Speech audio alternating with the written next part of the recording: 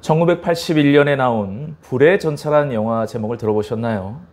실화를 바탕으로 만든 이 영화는 1924년 파리올림픽 400m에서 금메달을 목에 건 에릭 리들의 인생 이야기를 다룬 불멸의 명화입니다. 원래 에릭 리들은 1924년 파리올림픽 100m 경기의 금메달 후보였으며 온 국민의 기대를 모으는 선수였지만 또한 주일 성수를 지키는 독실한 신앙인이었습니다. 하지만 100m 예선 경기가 열리는 당일이 주일이었습니다. 그때 그는 자신의 명예와 신앙 양심 사이에서 고민하다가 코치진을 찾아가 저는 주일 예배를 빼먹으면서까지 달리고 싶지 않습니다 라는 말과 함께 100m 경기 출전을 포기합니다.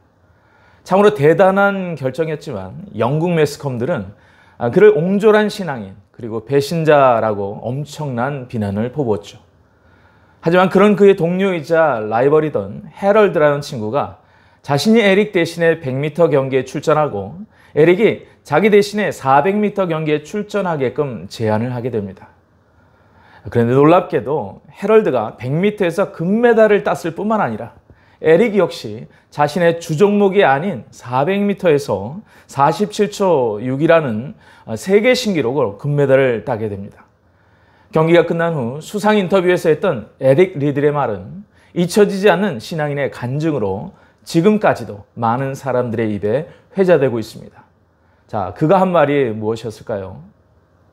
제가 뛴 처음 200m는 제 힘으로 최선을 다해 뛰었습니다. 하지만 나머지 200m는 하나님의 도우심으로 더 힘차게 달릴 수 있었습니다. 하지만 더욱 놀라운 점은 올림픽 이후의 에릭의 삶이었습니다. 화려한 영웅으로서의 삶을 뒤로한 채 그는 23살이란 젊은 나이에 주의 복음을 위한 중국 선교로 자신의 인생을 헌신하며 주의 사명을 위해 인생을 바치게 됩니다.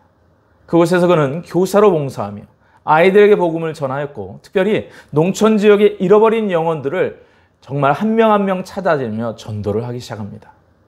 그런데 그러다 제2차 세계대전 때 일본군에게 잡혀 수용소에 들어가게 되는데 그곳에서조차 병든 사람과 어린아이들을 도우며 복음을 전하다 44세란 젊은 나이로 수용소에서 순교하게 되죠. 진정으로 그는 하나님의 불의 전차와 같은 인생을 살다간 위대한 인생이 아닐 수 없었습니다. 그는 우리에게 하나님을 위한 선택이 얼마나 중요한지를 몸소 증거한 현대의 믿음의 위인이 되었던 것입니다. 오늘 룻기의 말씀이 중요한 이유는 바로 이 우리의 선택이 무엇을 결정하는가를 말씀하고 있으며 한 걸음 더 나아가 장차 적그리스도가 지배할 마지막 짐승의 때에 성도는 무엇을 선택해야만 하는가에 대한 문제를 직시하는 말씀입니다.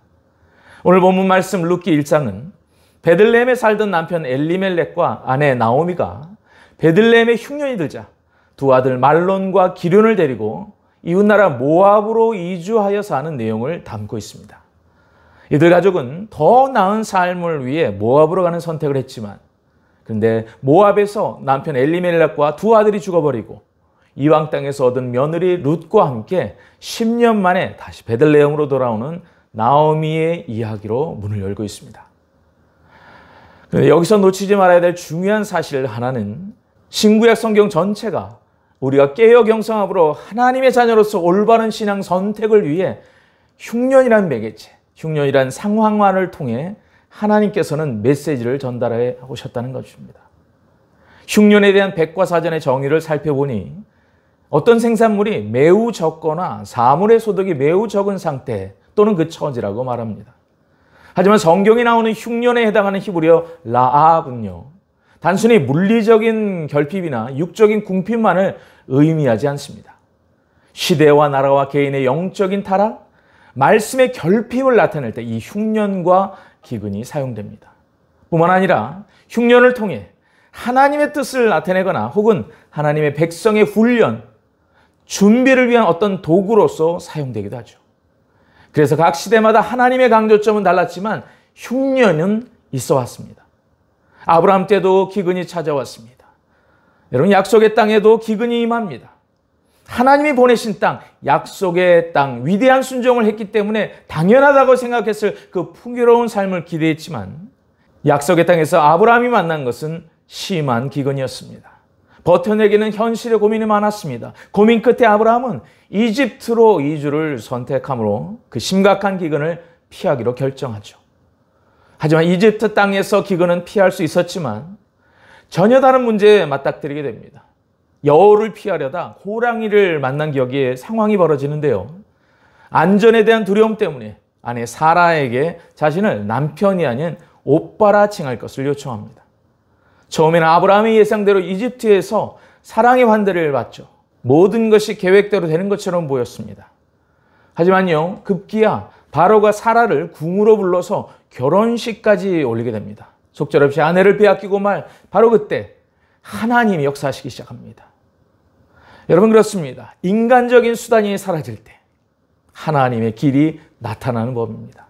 아브라함이 살던 시대는 환경적으로 반유목민이기 때문에 기근으로 인해 이집트 이주를 하는 것을 이해할 만하다 해도 하나님께서 허락하신 약속의 땅에 머무는 것은 어려운 형편을 뛰어넘어 하나님을 끝까지 신뢰하는 믿음의 중요성을 말씀하고 있습니다.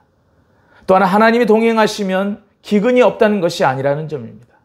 여기에 진정한 신앙인의 삶의 내용이 있습니다. 약속을 받았으며 위대한 순종을 했으니 하나님이 형통케 하시는 그 축복이 임할 것이다 라는 것을 성경이 가르치는 것이 아니라는 거예요. 오히려 어떤 어려움의 순간에도 약속의 말씀을 붙들고 기근의 한가운데일지라도 약속에 머물러 있기로 믿음의 결단을 하는 것이 중요하다는 것입니다. 자, 이 흉년, 이 목마름이 엘리야에게도 임하죠. 열왕기상 17장 7절의 말씀입니다. 땅에 비가 내리지 아니하므로 얼마 후에 그 시내가 마르니라. 아멘. 엘리야가 하나님께서 보내신 그리 시내가에 머물 때 가뭄으로 그리 시내가의 물조차도 바짝 마른 후 말씀이 임할 때까지 그곳에 머물렀음을 우리는 기억해야 합니다.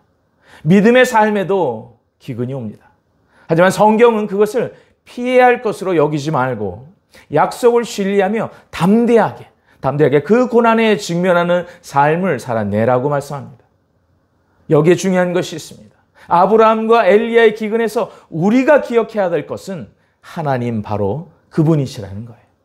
하나님 그분의 계획을 완벽히 그 땅에서 이루십니다. 연약한 인간이 믿음 위에 서지 못하고 두려움으로 넘어질 때도 하나님은 신실하시다는 그 사실을 믿으시기 바랍니다. 그렇습니다. 언약은 하나님의 신실하심으로 지켜내는 거예요. 자, 그렇다면 흉년이 다가온 룻기의 역사적 배경을 먼저 살펴보기를 원합니다. 우리 다 함께 룻기서 1장 1절로 2절의 말씀 함께 같이 읽습니다. 시작. 사사들이 치리하던 때에 그 땅에 흉년이 드니라. 유다 베들레헴의 한 사람이 그의 아내와 두 아들을 데리고 모압 지방에 가서 거류하였는데 그 사람의 이름은 엘리멜렉이요 그의 아내의 이름은 나오미요 그의 두 아들의 이름은 말론과 기륜이니 유다 베들레헴 에브랏 사람이더라. 그들이 모압 지방에 들어가서 거기 살더니. 아멘. 자, 오늘 이 본문의 이해에 있어서 가장 먼저 살펴볼 키워드는 흉년에 대한 고찰이었다면 그와 버금가는 또 다른 키워드 하나가 있습니다. 바로 베들레헴입니다. 왜냐하면 이것은 아브라함에게는 본토 친척 아비집을 떠나 하나님이 직접 지시하셨던 바로 그 땅, 약속의 가나안 땅과 같은 존재이기 때문이죠. 여러분, 베들레헴의 지정학적 위치는 예루살렘에서 남서쪽으로 약 10km 떨어진 아주 작은 마을입니다. 그 문자적 뜻은 집이란 뜻의 히브리어 베트와 떡이란 뜻의 레헴이 합쳐진 떡집이란 뜻의 합성어이죠. 그러나 베들레헴에는 그보다 훨씬 더 중요한 영적인 뜻과 역사가 서려 있는 장소입니다. 왜냐하면 요한복음 6장에 오병이어의 기적 사건을 통해 자신을 최초로 하늘에서 내려온 산떡이라 선언하신 예수님께서 그의 별명처럼 떡집인 베들레헴에서 탄생하셨기 때문입니다.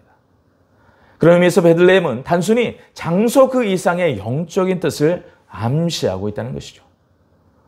또한 요한계시록 5장 5절에서 말씀하듯 유대지파의 사자 다윗의 뿌리이신 예수 그리스도의 정체성을 오롯이 증거하는 역사적인 도시가 바로 베들레헴입니다. 왜냐? 하나님을 경유한 모압 여인 룻을 통해 다윗의 할아버지인 오벳이 태어났고 그 후 1000년 후 다윗 왕가의 혈통을 통해 이 땅의 구세주로 예수 그리스도께서 베들레헴에 탄생하셨기 때문입니다. 자, 그렇다면 오늘 그 베들레헴이 흉년의 피해를 입었다는 사실은 단지 육적인 기근 그 이상의 영적인 의미를 말씀하고 있다는 것입니다. 떡집에 떡이 없는 상황, 하나님의 말씀에 대한 기근이 임할 때 벌어질 수밖에 없는 사건은 바로 이러한 것이 될 것이다 를 암시적으로 이 말씀을 레슨하고 있는 것입니다. 자, 그렇다면 그것이 무엇인가? 오늘 본문 1절의 서두는 시대적인 배경이 사사시대라는 것을 언급하며 시작합니다. 사사시대는 어떤 시대일까요? 사사기 21장의 가장 마지막 절은 이렇게 사사시대를 한 문장으로 요약합니다. 그때에 이스라엘에 왕이 없으므로 사람이 각기 자기 소견에 오른 대로 행하였더라. 아멘. 자기 소견에 오른 대로 행한다라는 것입니다. 여러분 오해하지 말 것은 이스라엘에 왕이 없었다고 진정한 왕이 없었던 것은 아니었습니다. 진정한 왕은 여전히 계셨어요. 여호와 하나님이 계셨습니다. 여기서 말하는 사사시대에 왕이 없었다는 것은 인간들이 원하는 제도적인 왕을 말하는 거예요. 하지만 제도적인 왕이 없다고 만왕의 왕이신 여호와가 없는 것은 결코 아닌 것이죠. 이것은 그들의 중심이 하나님을 떠났음을 암시하고 있습니다. 하나님의 말씀이 그들의 마음에서 사라졌다는 것을 의미합니다. 바로 그 시기에 베들레헴의 흉년이 들게 된 것이죠. 사랑하는 성도 여러분, 그리스도인이 무엇일까요? 삶의 방향과 내용이 세상 사람들과 분명히 달랐기 때문에 안디옥 교회 성도들에게 붙여진 별명이었습니다. 그들의 삶 때문에 그런 이름을 얻게 되었다는 것이죠. 세상 사람들에게 손가락질 받고 천대받아도 분명한 하나님의 말씀대로 살아가는 자기 노선이 분명히 있었던 사람, 그들이 그리스도인이었다는 거예요. 자, 그렇다면 오늘날도 자기 소견에 옳은 대로 사는 것이 아니라 하나님의 뜻에 옳은 대로 살아가는 사람이 참된 그리스도인일 줄 믿습니다. 그런 의미에서 볼 때 엘리멜렉과 나오미는 원래 그들에게 주신 이름답게 살지 못한 채 사사시대를 살아간 이름만 허울 뿐인 신앙인의 자화상인 것이죠. 엘리멜렉의 이름은 나의 하나님은 왕이시다라는 뜻을 가지고 있습니다. 하지만 이름뿐인 믿음의 소유자였어요. 이사야서 29장 13절에 보면 이 백성이 입술로는 나를 존경하여도 마음은 내게서 멀도다라고 말씀합니다. 말씀만 아멘 아멘 한다고 되는 것이 아니라는 겁니다. 주님이라고 부르는 만큼 내가 순종하며 살고 있는가? 그것이 문제라는 거예요. 입술뿐인 믿음은 언제고 하나님을 떠날 수 있기 때문입니다. 자, 그렇다면 나오미는 어떨까요? 나오미의 이름의 뜻은 희락입니다. 사랑스러움이에요. 하지만 그녀의 모압에서의 삶이란 그야말로 괴로움 그 자체였습니다. 남편 죽었죠. 두 아들 죽습니다. 과부 며느리 하나만 남기게 된 삶. 오죽했으면 나중에 고향에 돌아와서 스스로 자기 이름을 나오미라 부르지 말고 괴로움을 뜻하는 마라라 불러달라 말했을까요? 이름뿐인 사람은 언제나 세상으로 돌아갈 수 있음입니다. 엘리멜렉과 나오미가 선택한 그 이민의 삶, 모압으로의 이민을 떠났다는 것은 그들의 중심이 하나님을 떠나 있었고 그들의 마음이 세상으로 돌아갔음을 의미하고 있습니다. 그런데 이 둘의 모습이 우리의 모습이라는 것이죠.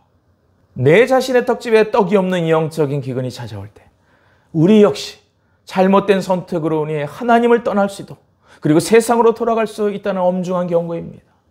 사랑하는 성도 여러분, 여러분의 매일의 삶에 생명의 떡인 하나님의 말씀으로 여러분을 배불리 채우시길 주님의 이름으로 축복합니다. 여러분의 베들레헴엔 떡이 있어야 하는 거예요.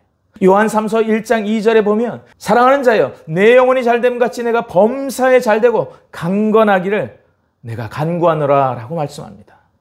이것은 신앙인의 그 삶의 우선순위를 말씀합니다. 영혼이 잘되기 위해서 무엇부터 영적인 건강을 위해 먼저 힘쓸 때 범사는 잘되게 된다는 것입니다. 이 순서가 뒤바뀔 때 순서가 정상화될 때까지 많은 우여곡절을 겪게 된다는 거예요. 그렇습니다. 신앙인의 삶의 우선적 원칙은 영적인 문제예요. 그리고 병사의 문제입니다. 그리고 건강의 문제입니다.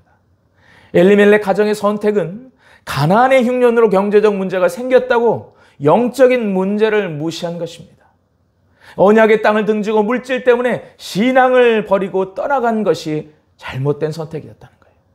이 순서가 뒤바뀜으로 말미암아 불신앙에 빠지고 만 것입니다. 그 결과 엘리멜렉이 먼저 죽고 맙니다. 문제는 여기에 그치지 않습니다.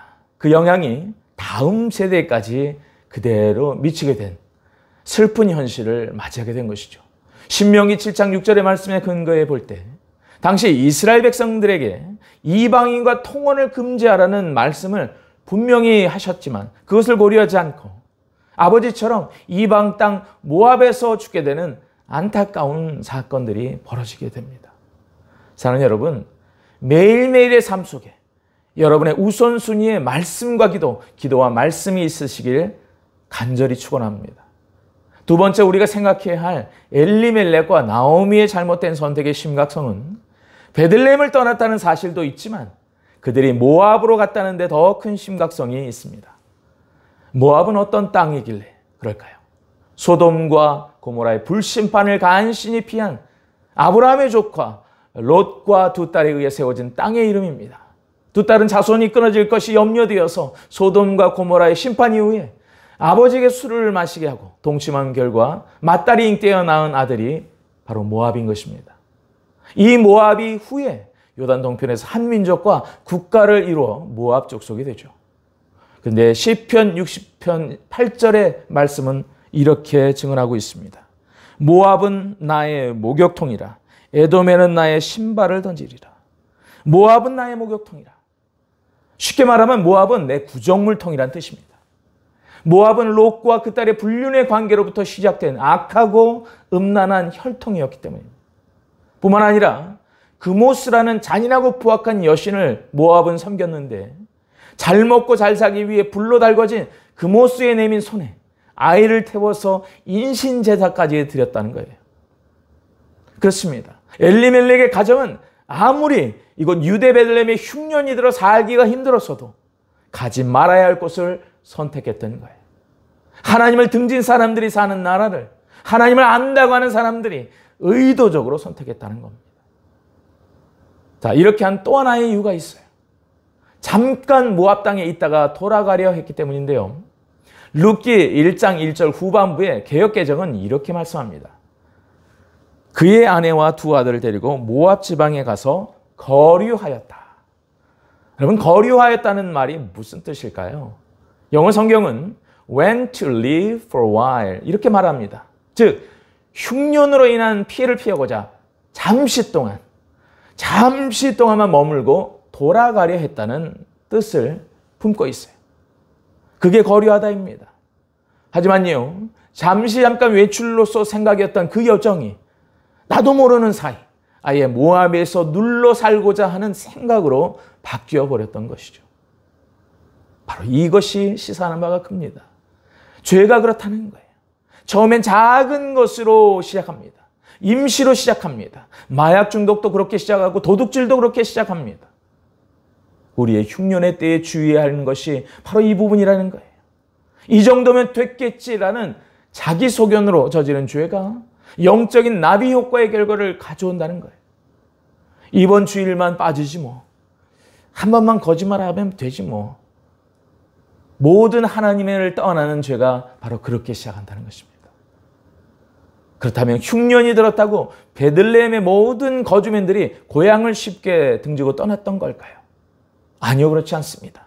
오늘 본문 룻기 1장 19절의 말씀 한번 같이 읽기를 원합니다.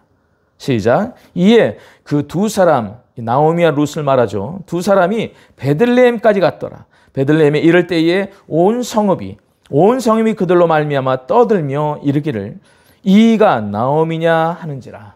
아멘. 온 성읍이 나오미를 반갑게 맞았다고 말씀합니다. 베들레헴을 떠나지 않고 그 자리를 지켜낸 사람들이 훨씬 많았다는 것을 의미하죠. 또한 그들이 떠난 것은 아주 궁핍해서 떠난 것이 아니라 더 풍족한 것을 얻기 위해 영적인 것을 무시하고 모압을 선택했음을 성경이 반증합니다. 우리 다 함께 룻기서 1장 21절의 말씀 한번 같이 읽겠습니다. 시작. 내가 풍족하게 나갔더니 여호와께서 내게 비어 돌아오게 하셨느니라. 여호와께서 나를 징벌하셨고 아멘. 엘리멜렉의 고향을 떠난 이유를 나오미가 내뱉은 말에서 유추할 수 있습니다. 내가 풍족하게 나갔더니 무슨 뜻입니까? 엘리멜렉의 모압행이라는 것이 모압 드림을 꿈꾸며 간 거라는 거예요. 다른 사람에 비해 흉년을 버틸 만큼 풍족했지만 더 풍족한 것을 얻기 위해 떠났다는 사실 때문에 그가 떠나는 상황의 전후에서 그가 하나님께 기도했다거나 하나님의 말씀을 받았다거나 라는 언급은 일체 기록되어 있지 않아요. 단지 기근은 그 자신의 내면에 숨은 욕심을 튀어나오게 하는 촉발제가 되었다는 겁니다. 어려움을 당하면 이처럼 사람의 속내가 다 드러나나 봅니다.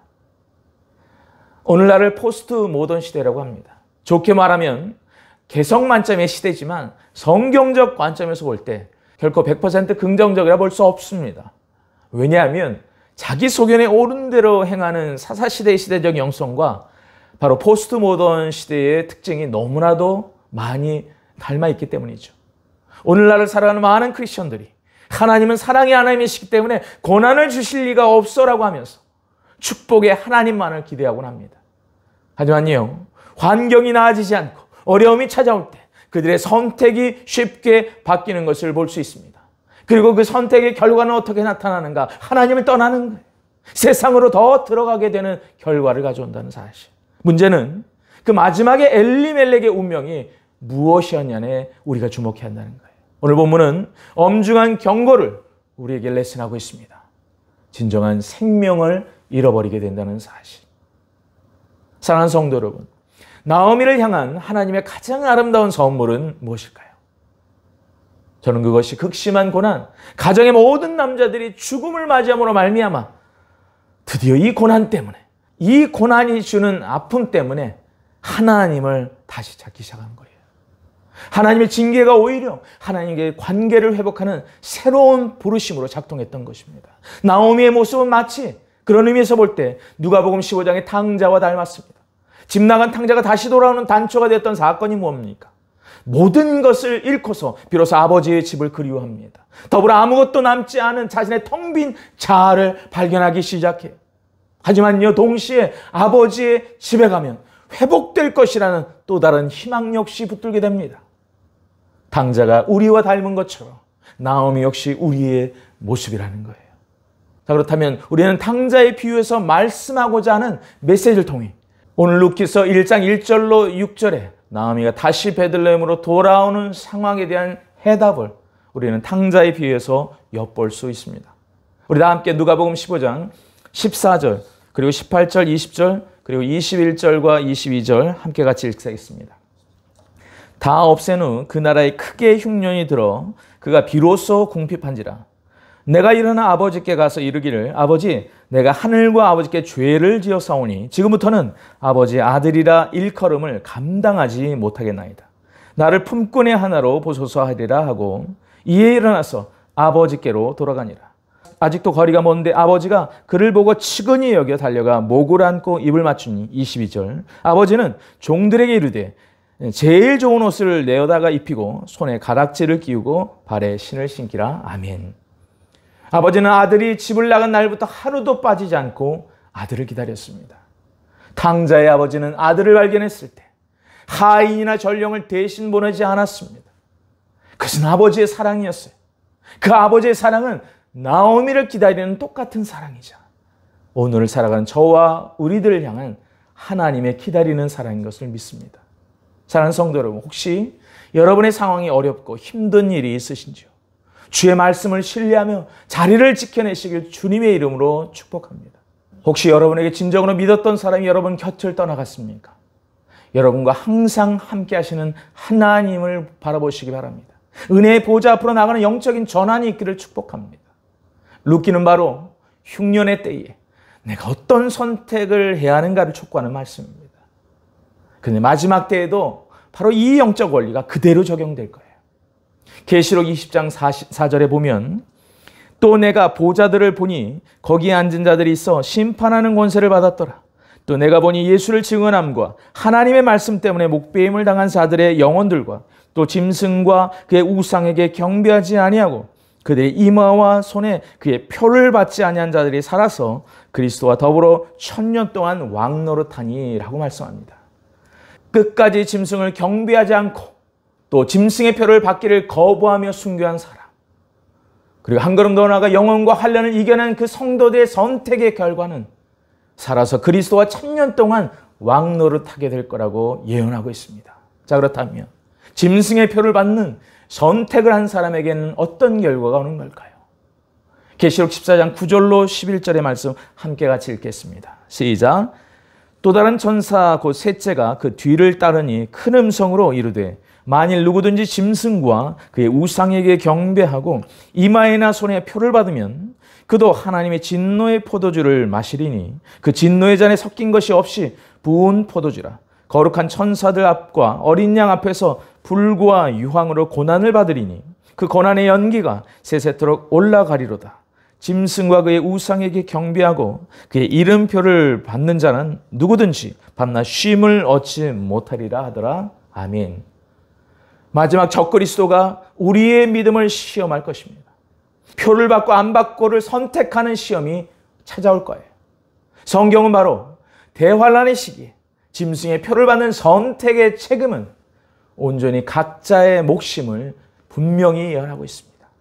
또한 그것은 매매를 할 수 있느냐 못하느냐의 경제적인 문제를 가지고 우리를 시험할 것입니다. 그러나 하나님의 약속을 믿고 만왕의 왕이신 예수님이 다스릴 천년왕국을 기대하며 진정한 생명을 선택함으로 끝까지 이기는 자가 될 때 우리 주님은 우리를 지켜주시고 우리의 공공함을 분명히 채워주실 것입니다. 나오미와 룻의 선택은 베들레헴과 모압이란 두 대조적인 땅을 통하여 그것을 예언적으로 말씀하고 있는 것입니다. 오늘 루키서의 말씀을 통하여 마지막 하나님께서 저와 여러분에게 들려주시는 말씀이 있습니다. 나오미가 있어야 할 자리는 베들레헴이다. 나의 백성들이 있어야 할 그 자리는 영적 베들레헴이다. 그렇습니다. 하나님을 섬기며 하나님을 찬송하며 하나님께 영광을 돌리던 그 자리로 나오미는 돌아갔습니다. 우리도 떡이 있는 곳으로 돌아가야 합니다. 말씀의 떡, 생명의 떡이 있는 그곳으로 돌아가야 합니다. 요한복음 6장 48절에 예수께서 말씀하시기를 내가 곧 생명의 떡이로다 말씀하셨습니다. 우리는 다시금 마음 다해 누구에게? 그렇습니다. 예수께로 나아가야 합니다. 무뎌진 영적 상태를 바로잡고 말씀 앞에 바로 서기 위하여 돌아가야 합니다. 우리 다 함께 마지막 다윗의 고백을 통하여 바로 예수께로 나아간 우리의 새로운 부르심이 다시금 회복되시길 주님의 이름으로 축복합니다. 시편 27편 4절의 말씀 함께 고백하겠습니다. 시작. 내가 여호와께 바라는 한 가지 일 그것을 구하리니 곧 내가 내 평생의 여호와의 집에 살면서 여호와의 아름다움을 바라보며 그의 성전에서 사모하는 그것이라. 함께 기도하겠습니다. 사랑의 아버지 하나님, 우리에게 다가오는 고난이 있게 하셔서 감사합니다. 그것을 통해서 다시금 온전한 하나님을 바라볼 수 있게 하기 때문입니다. 나의 잘못된 선택이 다시금 정렬되게 도와주옵소서. 그래서 우리의 다음 세대에게 하나님의 기업을 물려줄 수 있는 아름다운 삶의 선택이 우리의 매일에 가꾸게 하여 주옵소서. 지금은 마지막 때입니다. 짐승의 때에 다가올 경제적 고난 앞에 우리가 신앙을 지키며 하나님을 향한 선택을 견지하게 하옵소서. 그리고 이를 위해서 오늘을 믿음으로 이기게 하시고 생명의 떡인 말씀의 신호등을 통하여 하나님의 뜻을 분별하고 따르는 깨닫는 은혜가 더하게 하옵소서. 다시 오실 주님을 위해 온전히 준비하는 거룩한 그리스도의 신부로 이 흉년의 때에 빛나게 하시옵소서. 예수님의 이름으로 기도 올리옵나이다. 아멘.